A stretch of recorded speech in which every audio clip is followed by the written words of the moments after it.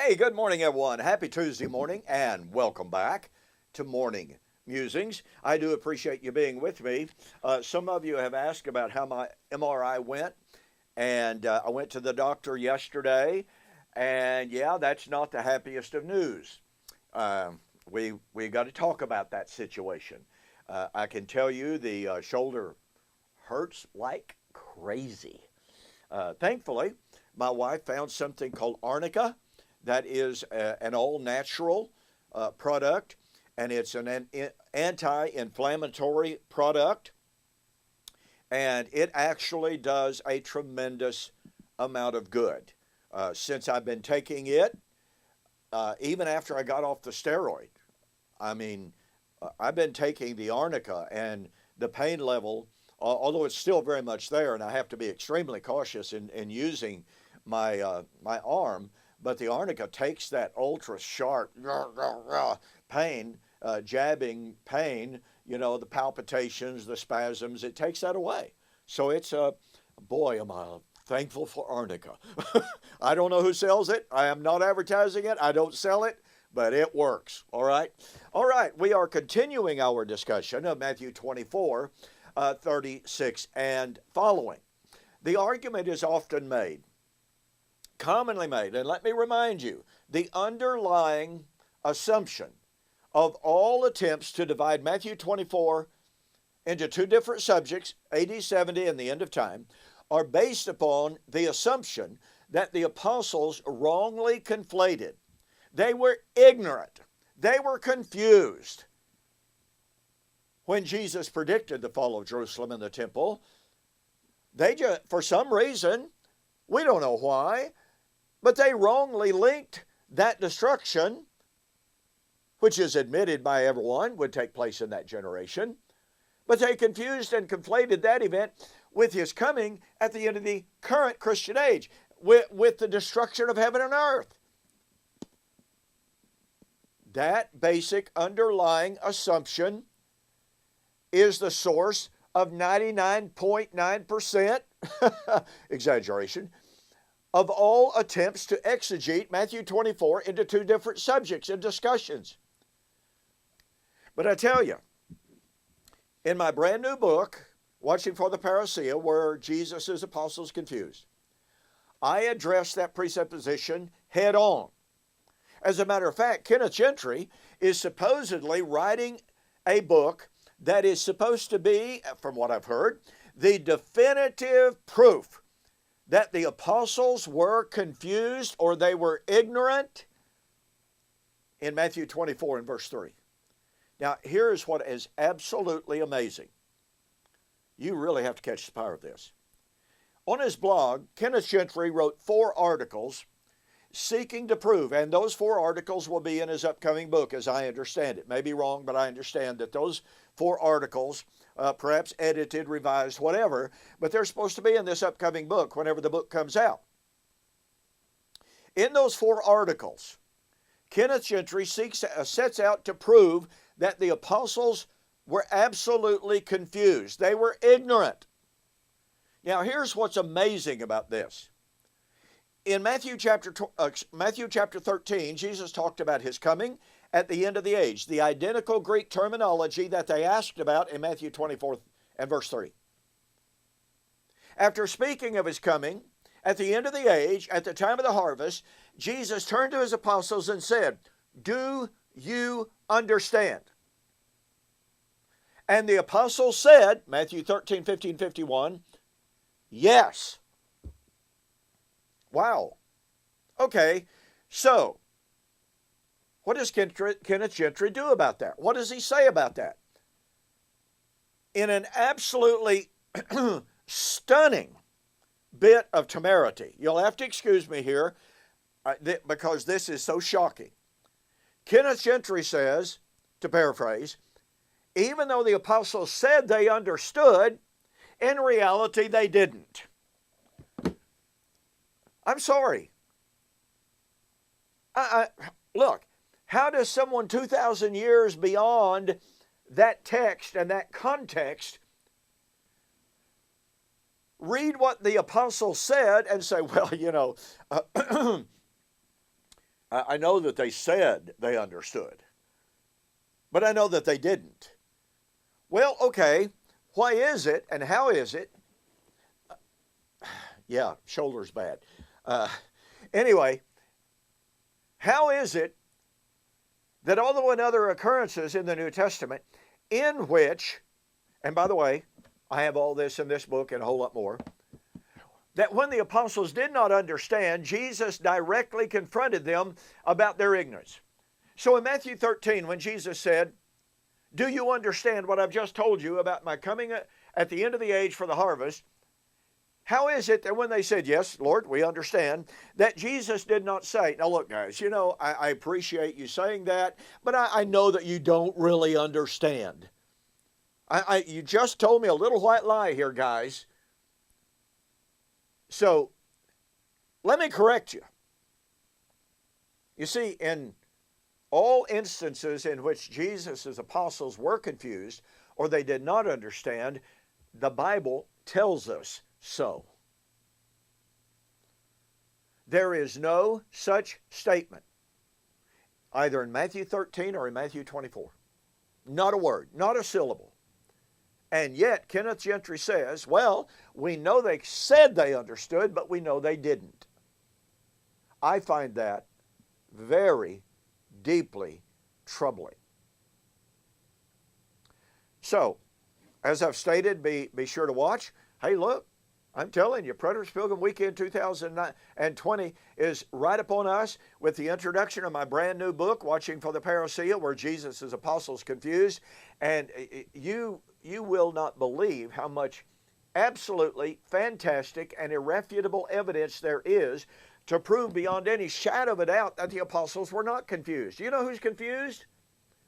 The people who say the apostles were confused. That's who is confused. All right, got to hurry here. I want to very quickly examine, because I'm already, deeply into my time here, I want to take note of an argument. We are told that in Luke chapter 17, and I'm going to be spending more time with Luke chapter 17 as we continue, because Luke 17 is directly parallel with Matthew chapter 24. The parallels are perfect, they are remarkable, and they are definitive.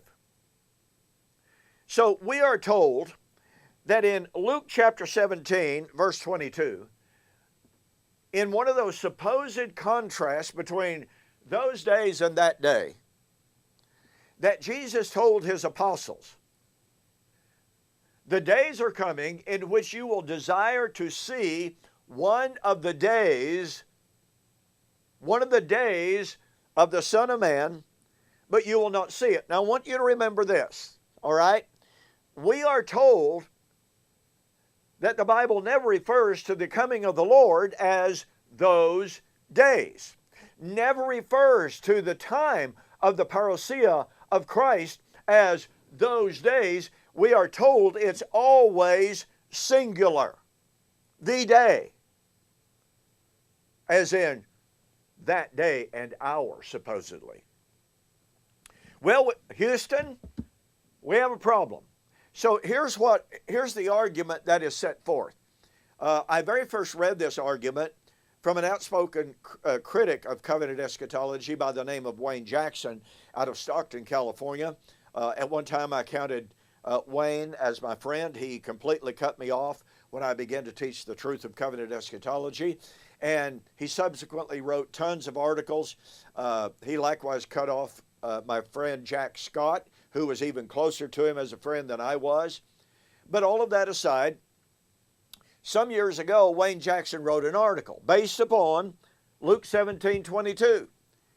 And he said, now remember, Wayne Jackson is one of those who drew the distinction between those days and that day, and made the argument that the coming of the Lord, the parousia, is never referred to as those days. It is always that day. But then he turned around and said, oh, and by the way, one former preterist recently made the same argument. But Wayne Jackson argued, well, look, here is Jesus saying The time is coming in which you will desire to see one of the days of the Son of Man, but you will not see it. And he says, here Jesus is telling them that the time is coming, because of persecution, that they would desire to see his coming. But wait a minute, his coming is that day. So Jesus is supposedly telling his apostles they would not see his coming. But his coming is that day. But wait a minute, it doesn't say the time is coming in which you will desire to see that day. Remember now, Jackson and others make the argument, not a good argument, but they make the argument that the day of the Lord is always singular, never plural. But now all of a sudden they're changing horses in midstream and they're saying, see, here we have Jesus telling them that they will desire to see the days of the Son of Man, and that's his coming. And so we therefore have, we are told, a positive declaration that the coming of the Lord was not to be in the first century. Now, very quickly, I'm out of time. Isn't it interesting that those who make that argument are applying audience relevance, saying the time is coming in which that's Jesus' apostles now, that's the first century generation, they would not see the coming of the Lord. Oh, but it's the days of the Son of Man. It's not the day of the Son of Man. You see what they do? Now, what did Jesus mean when he said you will desire to see the days of the Son of Man? Well, it is explained to us in the following verse 26 and following, as it was in the days of Noah. They ate, they drank, they married wives, they were given in marriage. In other words, they were going about their lives during, quote, peaceful times, and yet Jesus in this text is warning them, his apostles, about coming persecution. That persecution would be so widespread, it would be so intense, they would desire to see the calm, peaceful, halcyon days of his personal ministry before the persecution came. They would desire to see the days of peace and safety, security, even popularity. But once the persecution began, those peaceful days would be gone, and they would not see them again. And thus the argument that number one, that the New Testament writers never refer to the day of the Lord as those days, that goes away. That's falsified. But secondly, it is an abuse of the text to say that those days cannot refer to that time, and that strange self-contradiction. On the one hand, they want to say, well, see, this is talking about Jesus' generation. You will not see it. But then they go to Matthew chapter 24 when Jesus said to those same identical apostles and said, you therefore watch. Oh, well, that's the church generic. That's the church timeless. It's not just his apostles. You see the inconsistency?